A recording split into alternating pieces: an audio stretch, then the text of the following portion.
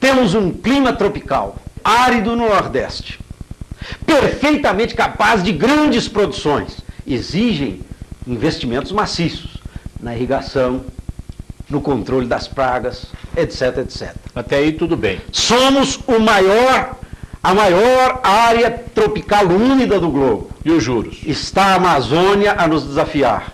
E somos a maior região subtropical do globo, abaixo desta belíssima região do Triângulo Mineiro, à espera de uma nova tecnologia, à espera de um novo processo produtivo para suprir aquilo que as regiões chamadas exuberantes e excelentes já não são mais capazes. Daí eu dizer, não há alternativa. Ou o Brasil se transforma num celeiro, ou o mundo vai falecer de fome. Bom, agora, este celeiro exige, naturalmente, geração de tecnologia, nova agricultura, novo processo produtivo, incentivos para que se conquiste, como conquistaram lá aquelas suas alternativas nas regiões temperadas. E para isso é preciso de haver a compreensão, principalmente dos homens que detêm o processo resolutivo, que efetivamente decidem para que, no momento oportuno, criem essas condições, mesmo que aparentemente elas, em princípio, possam parecer incapazes ou antieconômicas.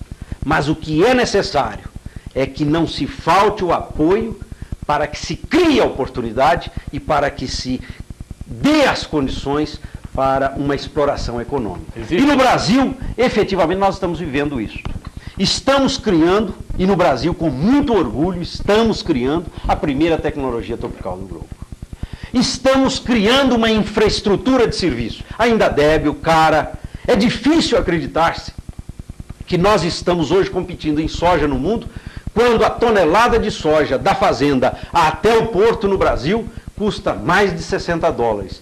Quando, por exemplo, nos Estados Unidos, ela sai da região do Corn Belt e vai ao Golfo do México entre 6 e 12 dólares. Então, é necessário compreender-se que ou se apoia agora, até subsidiando se necessário, mas que se dê a estabilidade da produção, que se crie essa condição de produção, que se dê a infraestrutura indispensável para que haja condição de competir-se. E à medida que se adquire essa capacidade competitiva, aí sim pode ir desmontando o artificialismo que se faz. Mas desmonte-se esse artificialismo nos momentos oportunos. Sou absolutamente contrário a querer se estabelecer como crime subsidiar-se a agricultura. Quando de vez a agricultura é que tem subsidiado a indústria e o comércio brasileiro desde o descobrimento brasileiro. Não fora o processo extrativo da madeira e o Brasil não tinha tido a sua colonização. Não fosse o ciclo da cana, o ciclo do algodão, a repetição do ciclo da cana e do algodão. Não fosse o ciclo do café e nós talvez ainda fôssemos a eterna colônia portuguesa. E foi graças a este processo evolutivo, que custou naturalmente vidas, que custou naturalmente incompreensões, mas que custou sobretudo a inteligência e a dedicação de homens de larga visão, que souberam no momento oportuno socorrer e apoiar. O Brasil vem construindo aos poucos a oportunidade de ser a primeira nação tropical a competir. Chegamos em 1977, com grande orgulho, porque participei daquela equipe do governo, a ser o segundo país exportador de alimento do mundo. E acredito que com um pouco mais de compreensão e, sobretudo, de confiança nessa agricultura, que não pode ser penalizada, ela não tem nada com os desacertos econômicos que estão aí, ela retornará a ser a grande alternativa econômica. A alternativa econômica é que, como um passo de mágica, só está aparecendo nos jornais. Mas, efetivamente, o agricultor está carente. Não se pode cobrar um juro desse à agricultura, a não ser que esse país pudesse pagar, como pode o consumidor americano, que só tem 17% do seu salário voltado à alimentação. Pode pagar o consumidor da comunidade europeia, eu não podendo aqui definir bem o leste europeu, por ser um pouco mais difícil de análise, mas, por exemplo, a comunidade europeia, onde efetivamente os gastos da família chega em alguns países a apenas 13%. Então, aumentar-se 20%, 30%, 40% no custo do alimento significa apenas 20%, 30% ou 40% em 17% na América do Norte ou em 13% em alguns países europeus. Agora, aqui não. Nós somos uma população, e esta é a grande causa que alguns milagreiros não estão entendendo. Nós aqui temos uma população em que 90% a 95% só geram na família 5,2 salários mínimos. E que com estes 5,2 salários mínimos, eles consomem de 42% a 49% do seu salário em alimentação. Permitir-se que haja aqui a oportunidade de cobrar o alimento ao preço que ele deve valer, ao preço que ele deve custar numa realidade de mercado, é um tanto ilusório. É uma política que nós não devemos cair nela, porque ela é inviável. Se o produto sobe 20%, 30%, 40% ou 100%, como tivemos alguns agora até pouco tempo, ele sobe 20%, 30%, 40% ou 100% em 42% a 49% do salário. E o que sobra? Ou melhor, o que falta? É muito o que vai faltar. Portanto, é ilusão. A agricultura brasileira tem de estar dentro de processos de estímulos. Defendo, não houve subsídio à agricultura, houve sim transferências. Quando se cobrava um juro barato, aí é a grande ilusão que alguns economistas insistentemente, teimosamente querem chamar de subsídios. Subsídio é quando alguém paga. Quem pagou, eu pergunto? Foi o governo? Mentira! O governo não pagou e nem paga subsídios à agricultura. No último ano que lá estive, o subsídio real foi de 3,8 bilhões de cruzeiros. 3,8 bilhões de cruzeiros num ano onde a exportação levou 300 bilhões de cruzeiros. Só de alimento. Isso é irrisório. O que havia era uma inteligente, e eu posso elogiar, porque não foi criado no governo Geisel, embora tenha sido o governo que mais utilizou. Foi um processo de transferência. O dinheiro que estava no mercado se cobrava um pouco mais à indústria, um pouco mais ao comércio, para que a agricultura tivesse um juro mais barato. Para ser a beneficiada, não! O ideal é que não se fizesse nenhum subsídio, porque na realidade esta agricultura estava assim sendo penalizada na hora da comercialização. Como o governo nunca esconde isso do produtor, infelizmente no Brasil nós ainda não podemos nos dar ao luxo de permitir um agricultor que exerça um princípio básico da empresa, que é a reposição do estoque. O agricultor entrega o seu produto e não vende a um preço que ele sabe que não gera outro no ano seguinte pelaquilo que recebeu. Então tem de compreender-se isso, e parece que insistentemente esses economistas, não conhecendo, parece, do processo, insistem em dizer que essa agricultura é a grande causadora da inflação pelo subsídio que recebe. Mentira! Provem que haja subsídio. E eu, então, jamais levantarei a minha voz. Não há subsídio na agricultura e não houve. É mentira quem diz que é subsídio. Há sim, havia sim, infelizmente, um processo de transferência. Processo de transferência que se inverteu e que eu tenho certeza não vai se permitir que o produto agrícola seja comercializado a um nível que permita repor ao agricultor o estoque.